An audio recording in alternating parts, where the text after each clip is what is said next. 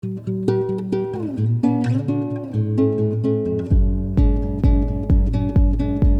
everyone, welcome to another episode of our series. I am your host Cristina, and joining me today is Mayor Sohi, the Mayor of Edmonton. Thank you so much for coming here today. Well, thank you so much, Cristina, for asking me to be part of your podcast and your last show of the summer, and it's a great opportunity to join you. Thank you. We'd like to start off with just asking you, what do you do in common terms? So, for an average person, the role of the mayor and mayor's office and city council is to ensure that we are providing good quality public services that Edmontonians use on a regular basis, from public transit to public safety to recreational facilities to green spaces, parks, roads, fire service. So things that people use to move around the city to have a good quality of life are the responsibilities of City Council, and as a mayor, it is my job to ensure that those services are provided, along with building more affordable housing, building more inclusive, welcoming communities that all Edmontonians can take pride in the community that they live in. Amazing, that's a very important role. Yeah. Could we ask what drew you initially towards politics, and kind of where did this all begin? So my journey to public service or into politics kind of naturally grew because of my involvement in the community. I was deeply involved in community leagues, volunteering for community-based organizations in my daughter's school, as well as leading as a union organizer at my workplace. So I was doing a lot of community engagement, was doing a lot of working with the council members to advance our collective well-being in my workplace. So that's how I got the taste of how important local politics can be for our day-to-day living and our well-being. That's how I kind of grew into it. Excellent. So it sounds like you have a lot of experience. Yeah. Are there any common misconceptions about your work that you would like to address? I think people don't understand the complexity of this work. Modern day cities are responsible not only providing day-to-day quality public services that people rely on, but we're also expected to do much more than that. People don't understand that how essential it is, the role of municipality to be an economic growth driver. How do we attract new investment into our community? How do we attract more talent into our community? And how, as mayor, my role of advocacy relates to provincial government, federal government, working with community-based organizations to advance our collective vision for the city. So it's a very complex job. Sometimes people understand that it's just simply running day-to-day services. It's not. Yes, that is an important part of my job, but it's much more complex and much more comprehensive than simply running a city. So that's what I would say a lot of people don't understand or comprehend the nature of the job and how complex and demanding it can be. If you could change one thing about Edmonton, what would it be? I would say civic literacy is important. We often hear from Edmontonians about what is city delivering for them.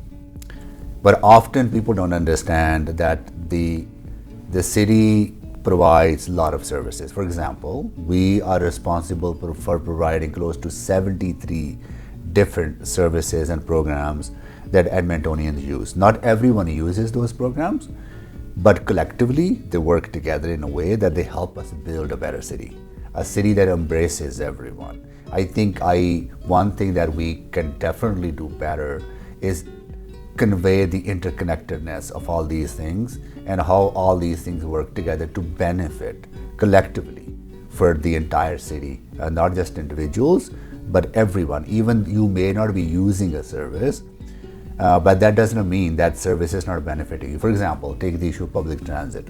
You may never get on a bus or a train, but if you don't have public transit and buses running in our city will be much more congested, and traffic gridlock will be a reality. So even you might be driving your personal vehicle, but the service that city provides benefits you because we are taking a lot of people off out of the private vehicles into public transit. That reduces the need or reduces traffic congestion. So I think that's kind of collective benefit of city services sometimes is not properly understood.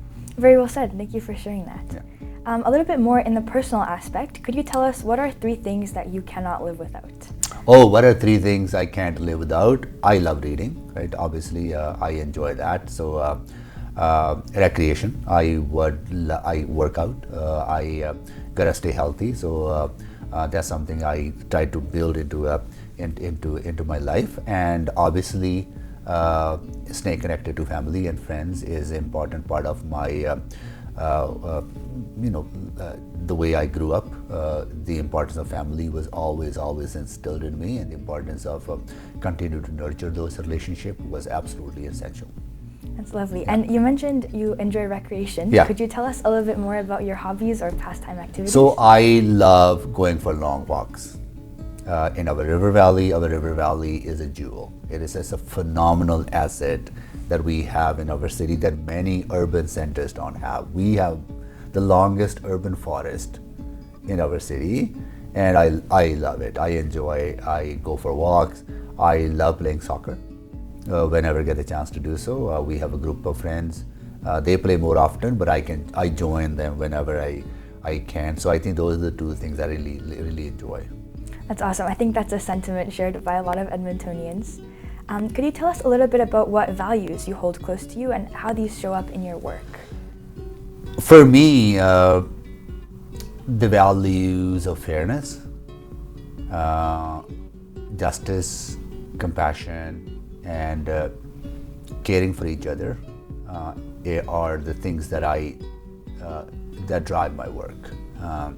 Building a more equitable society where everyone has the opportunity to partake whatever society has to offer.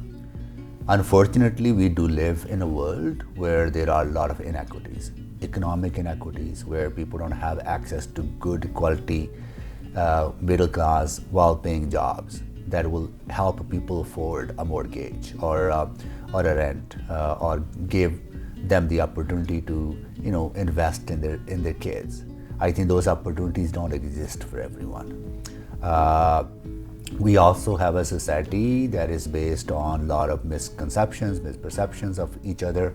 So racism, discrimination, and overall marginalization of people based on the socioeconomic status is another thing that I believe that I have a responsibility to eliminate and work toward building a more fair society.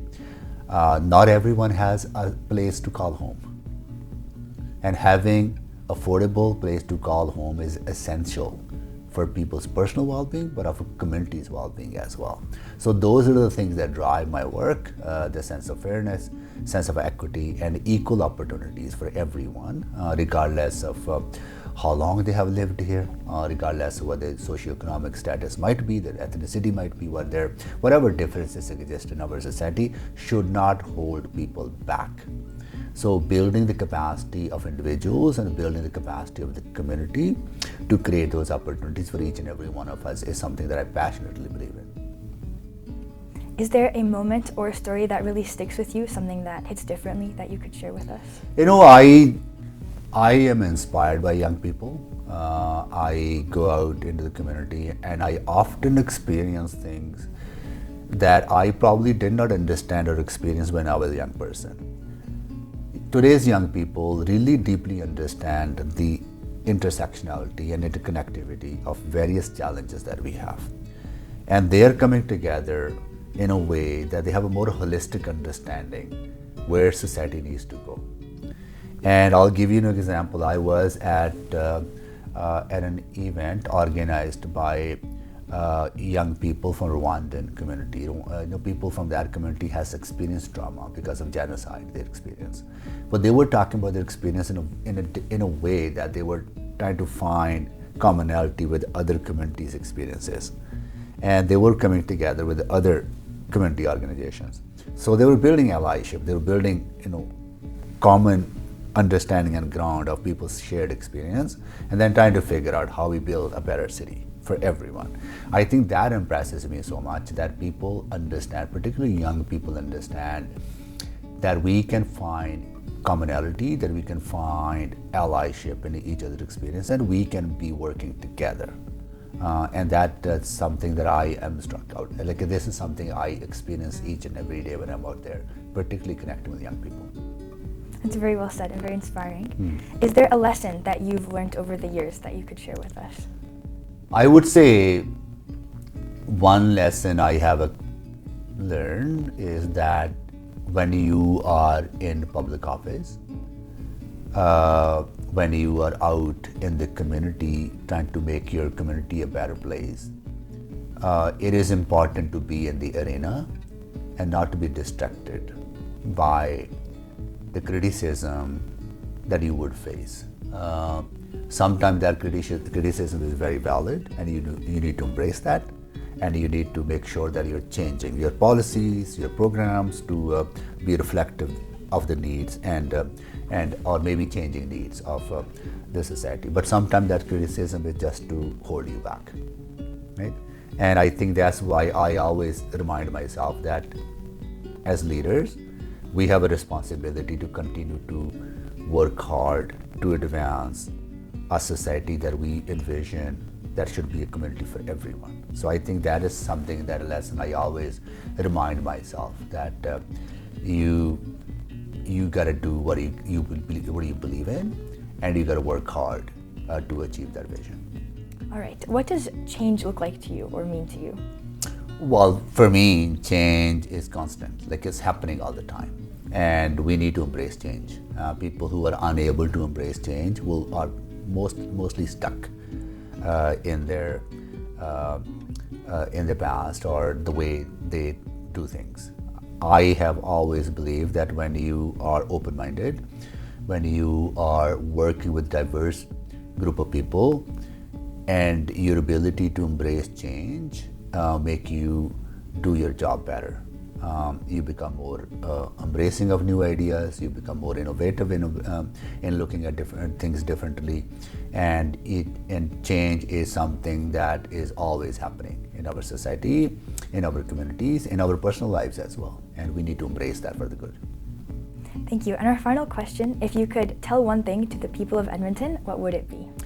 Edmonton is a phenomenal city. I love this city. This city has given me so much. I came to this city with nothing, and this city, regardless of all the challenges that I faced, this city lifted me up. And this city has so much potential.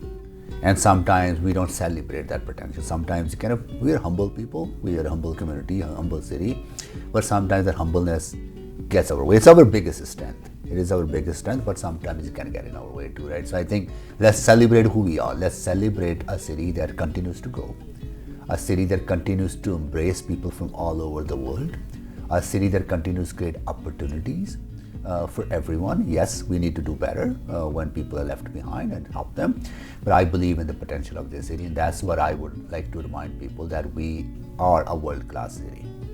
And we have so much potential. Let's continue to build on the potential. Thank you, Mayor Sohi. We really appreciate your time.